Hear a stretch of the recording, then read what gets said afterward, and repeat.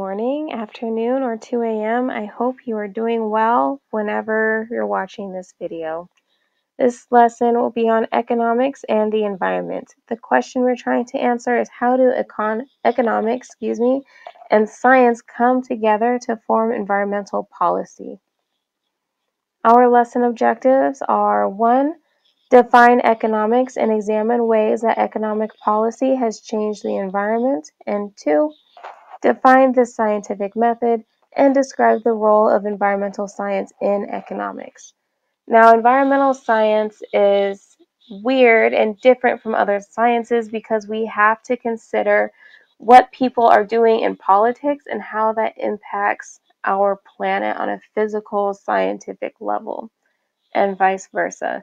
So we have to look at governments, we have to look at policies, we have to look at these things that typically we wouldn't even address in science.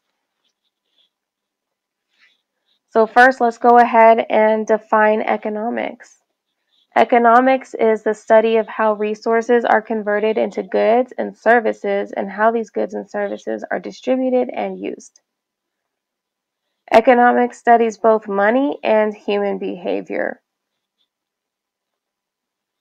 One way of studying economics is to measure supply and demand, and that's about as far as we're even going to go with it in this class because this is still a science class.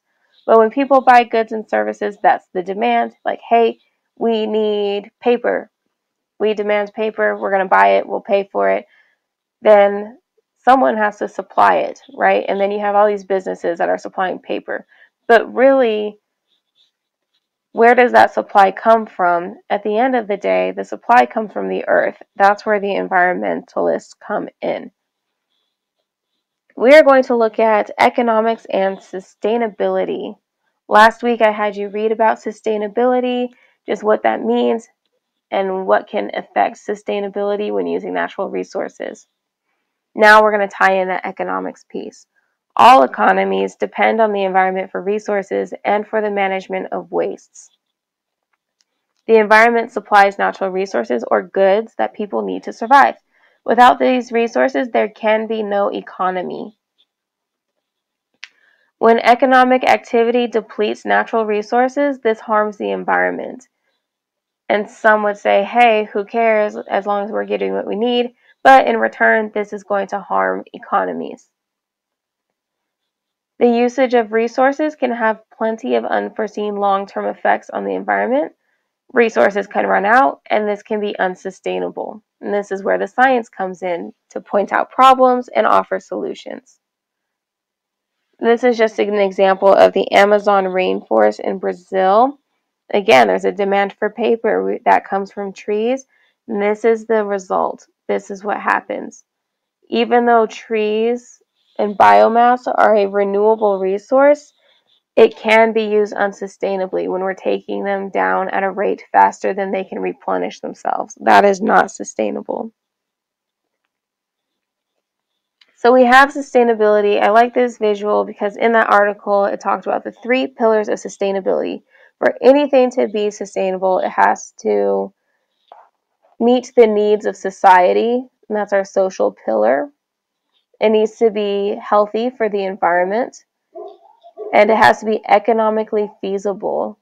So affordable, we have the money, resources to do the thing. All these together make sustainability. We're focusing here. Environmental policy. When there is an environmental concern, a policy may be put in place to limit the negative effects. Modern economic policy aims to protect environmental quality, protect natural resources, and ensure that resources are shared fairly. So that's that social piece. And this environmental piece, making sure that our quality of resources maintains high or remains high. Ultimately, the goal of environmental policy is to create a more sustainable future for ourselves and future generations. The earth is going to be fine no matter what we do, because if we end up killing ourselves in the process of trying to be the richest or have the most resources, the earth will bounce back. The human race, not so much. So let's look at the history of environmental policy. in the United States because that's where we live. During the first period, so when the settlers first rolled up to this country in the late or during the 1780s to the late 1800s, American settlers used resources as though they were unlimited. The main goal was westward expansion of the nation. So people showed up and were like, oh my gosh, there's all this quote unquote untouched land, even though there were people already living here, and said, let's use all these resources up, let's build houses, let's expand, expand, expand. It's our destiny, is what was believed.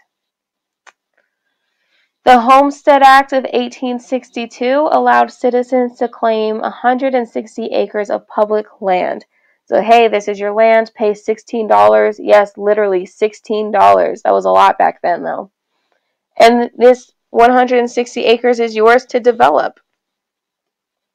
The General Mining Law in 1872 allowed people to mine the land with no government oversight. What this ended up doing was stripped away at natural minerals in the land, destroyed the land. It was a mess. And people were also encouraged to slaughter buffalo. This forced Native Americans off of their land where they had been living, leaving them unable to live as they did before. The buffalo population dropped from 30 million to 27, and millions of Native Americans were killed or displaced. So not only is the land being destroyed, but lives of people were destroyed, people were killed. This was a genocide. Make no mistake about it, there's nothing less than a genocide. All in the name of westward expansion. Moving forward.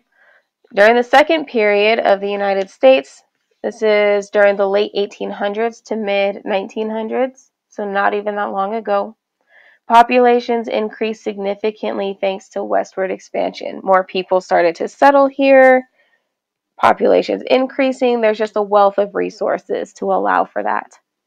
Many natural resources were overused, exploited, or destroyed in the process.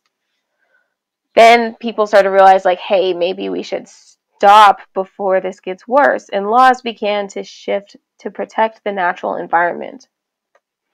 So the National Park Service was created by Congress in 1916 to manage and preserve the growing number of national parks.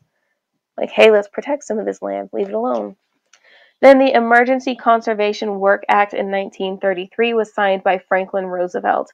This gave men jobs planting trees, fighting soil erosion, and improving wildlife habitats throughout the country. And that's what this picture is. Here's some dudes planting trees or something. They're trying to reverse the damage that was done, as if that was enough. In the third period, we're getting more recent. This is mid 1900s to recent times. America continued to grow rapidly, driven by technology, heavy industry, and intensive resource consumption. So even though some laws were put in place to conserve the environment, industrialization still just led to more, more, more. We're producing more, we're using more. Clearly, those laws didn't do terribly too much to stop that from happening. Americans found that they were thriving economically, but living around dirtier air, dirtier water, and more waste and toxic chemicals. Scientist Rachel Carson discovered a connection between the use of toxic pesticides and increased health effects. Some of those health effects were just increased rates of cancer, birth defects, things like that. The pesticides were used to kill insects. What it ended up doing was having these harmful effects on people. This was one of the first instances that people became aware of the environment's connection to our everyday lives. Like, hey, we can't just do things to get what we want. There's going to be an effect on us on the back end. It's kind of like karma. The National Environment Policy Act, passed in 1969, was declared to create and maintain conditions under which man and nature can exist in productive harmony, which is very vague, but mostly people are just like, we should really seek to live in such a way that we are taking care of our land and our land is taking care of us. In other words, we want to exist sustainably. That brings us to international environmental policy. It's not enough for one country to say, hey, we want to make a change, we want to live sustainably. This is a group effort. Even though we have drawn borders between countries, this world has no real borders. International policies are agreements between two or more countries to maintain environmental sustainability. Many environmental decisions that are made can have an unintended effect in a different part of the world. This is called the law of unintended consequences. Also, I like to call it environmental karma. Like I was saying before, if we're using pesticides to kill bugs, turns out those pesticides are toxic, they will end up in our bodies, harming us. For example, many rivers flow through more than one nation, and this can carry pollutants across borders. So if there's a river between two different countries, they might have a policy that says, hey, country A can't just put anything in the river because it's flowing down and affecting country B. Air pollutants that are emitted in one country may travel and affect the rest of the globe as well and contribute to global warming. So there have been international environmental policies put in place to limit that. What can scientists do? So we talked a lot about just government and policy, but this is still a science class. So what are we aiming to do here? Science cannot determine what is right or wrong, good or bad. I want to emphasize this a lot.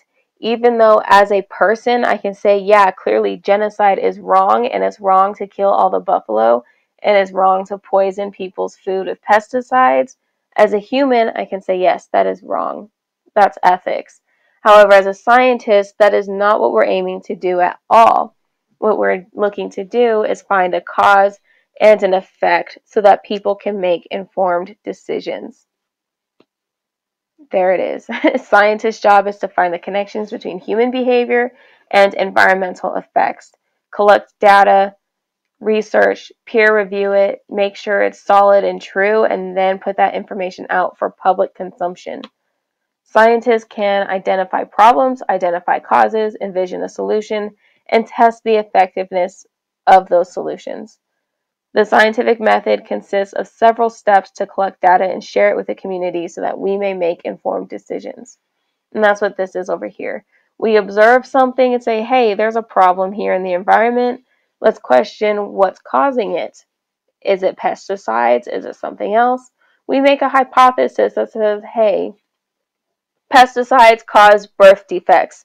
Then we get to experiment and see if that's true, analyze our data, and draw a conclusion, which ultimately will end in, hey, we're going to ban the use of DDT, that pesticide that was causing all those problems. We have all this data to back it up. That's the scientific method. And that brings us to the end. This was kind of a lot, so I don't want to pack it with too much information, but this week you will be doing a case study on the Montreal Ozone Protocol, looking to decrease pollutants in the air that cause the hole in the ozone, which you may or may not be aware of.